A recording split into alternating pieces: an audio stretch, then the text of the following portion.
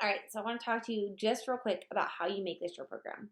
Because the last thing I want you to do is get overwhelmed and not even start, or start and think it's too hard and then give up because you purchased it.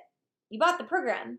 You're here because you wanted to make changes. Maybe it was because you saw something I posted or something I sent you in an email where you were like, she's talking to me and I need this and I want to fix it. But then you don't even get started because you're confused or overwhelmed, whatever it may be. Make this program work for you. The program was developed by incredibly talented and well-educated nutritionists and professionals in the area that gave us an outline of a program to follow to maximize our results. But I also don't want you to be miserable. So I want to share a few things. One of the biggest things comes along the lines of the coffee. I know, for example, my husband is somebody who was drinking, more of like the 16 to 24 ounces of coffee a day. So when Autumn says that you can have 3 8-ounce cups of coffee in a week, it was like, whoa, hold on, hold the horses, right? But why? Okay, understanding this, and this isn't in the video, which is one of the reasons why I want to share this with you guys. The whole point of limiting the coffee isn't necessarily the caffeine. It's actually because coffee is highly acidic, and all that acid in your stomach can hinder your digestion. It can hinder the lining of your intestine. It can hinder how you absorb the nutrients into your body to then therefore maximize your food. So she's not trying to be mean by saying limit it to 8 ounces, but she is trying to do it for other reasons. And understanding that, I think, can be helpful. Also, if you're somebody like my husband who maybe you drink 24 ounces a day, what if you cut back? What if you focus on progress over perfection, and instead of 24, he goes down to 16, and then from 16 down to 8, and 6 with 8, an 8-ounce cup of coffee a day gives him a cup of coffee every day, something that he loves, but doesn't totally cut it out and has gradually gone down from 24 to 8 ounces. So it's a huge reduction, which will be a huge benefit to the lining of his gut and or whoever is watching this relating to it.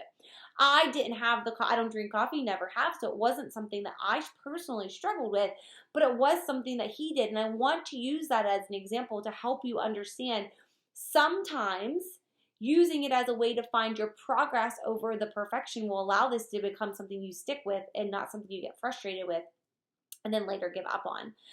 Something else that is brought in with the gut protocol that I have now adapted as a daily habit is a matcha tea. So matcha has an array of health benefits. I started drinking matcha tea back in 2018 when I was in New York City and stumbled upon this little corner coffee shop with all these organic cold teas and coffees. Actually, maybe it wasn't even just teas, not coffees. Anyway, it was called tea too, so probably not coffee, right? Because I'd say this out loud. So it was on the corner. We were shopping in Soho, and there was this little adorable tea shop. We went in, and I bought a matcha tea. It was salted caramel. I still remember it. This little shaker cup that went along with it, and it tasted delicious. However, this matcha tea, you drink hot. And I actually have a hard time. I don't care if it's 4 degrees outside. I have a hard time drinking anything hot. Makes my body sweat, and I don't like it. So I stopped using it. And then when Autumn talked about matcha, I was like, I want to get back into the habit because it does have health benefits, and I don't drink coffee, but I would love to have something. So I started drinking matcha tea. I bought these little tea packets from Pique Tea, Pique, Pique Teas, but it works with cold water.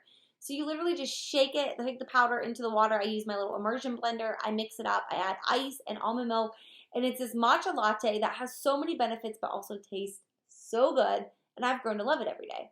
So somebody who maybe you are drinking a lot of coffee and you want something else to drink, that you can drink this hot or cold, but something else with flavor and a little bit of caffeine, but also an array of health benefits, I want to recommend that you try the matcha tea.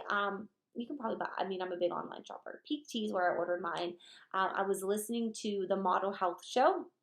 It's a podcast. Listening to the Model Health Show, and he had a code. I want to say the code discount code was MODEL. MODEL, and it saved me 10%. So anyways, pass that along to you guys for what it's worth.